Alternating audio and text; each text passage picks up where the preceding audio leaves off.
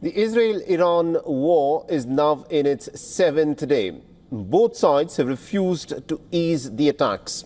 As missiles and drones roar over the sky, the diplomatic machinery is working to try and break a deadlock over Iran's nuclear program.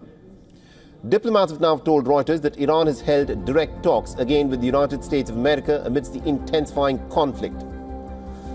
Now, the American Special Envoy Steve Witkoff and the Iranian Foreign Minister Abbas Araghchi spoke over the phone several times in a bid to find some kind of a diplomatic solution to the crisis. Remember, the previous person, one of the key Iranian negotiators, Ali Shamkhani, who was talking to the Americans, was assassinated by the Israelis as part of this Operation Rising Lion. So the Iranians have questioned, is America even negotiating in good faith?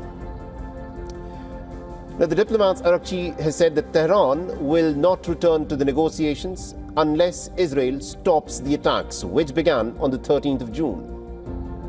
Now, air raid sirens blared across northern Israel as Iran launched fresh wave of attacks. Interceptions were seen over Haifa and Tel Aviv, and at least about 10 missiles were reportedly fired by Iran. And so far, there are no reports of any casualties or injuries in the Iranian ballistic missile strikes of today. Now, the Israeli military claims it has attacked several launch sites in western Iran after attempts to restore them were detected. The development comes after the Israeli Prime Minister Netanyahu visited the Soroka hospital that was struck by Iranian missile. Now, Israel claims that civilians were targeted in the Soroka hospital, while Iran says that there were military bases around the Soroka hospital which were the intended target. Now, the IDF's Home Front Command has said that Iran launched at least one ballistic missile that was carrying a cluster bomb warhead at central Israel early in the day.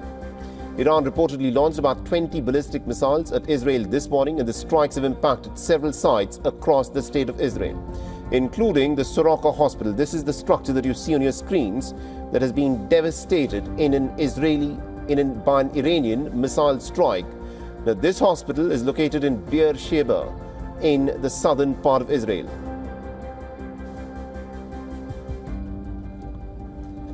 Now, the Israeli officials made a U-turn on the earlier statement of the Israeli attack on Iran's Bushehr nuclear site. An Israeli military official now claims that it was a mistake that was made by the military spokesperson to have earlier said that Israel had struck the Bushehr nuclear site in Iran.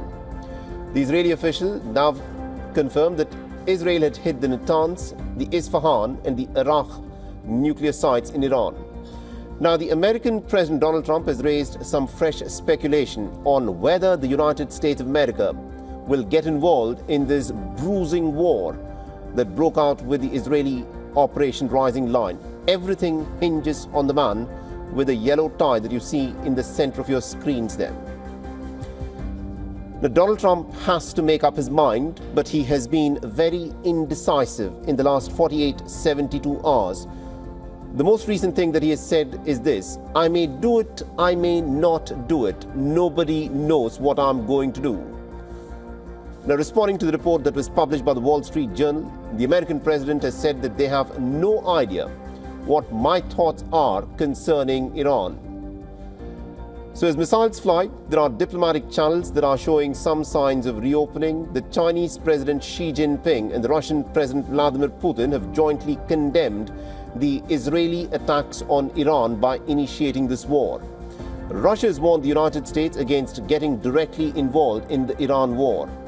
The Kremlin has urged the state of Israel to immediately stop its air attacks on the Bushehr nuclear plant, where Russian experts are currently working.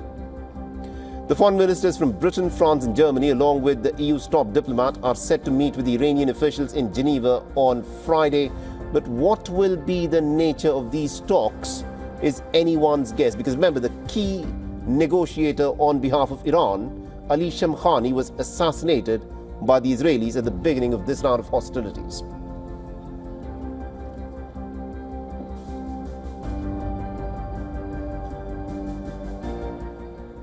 For all the latest news, download the WION app and subscribe to our YouTube channel.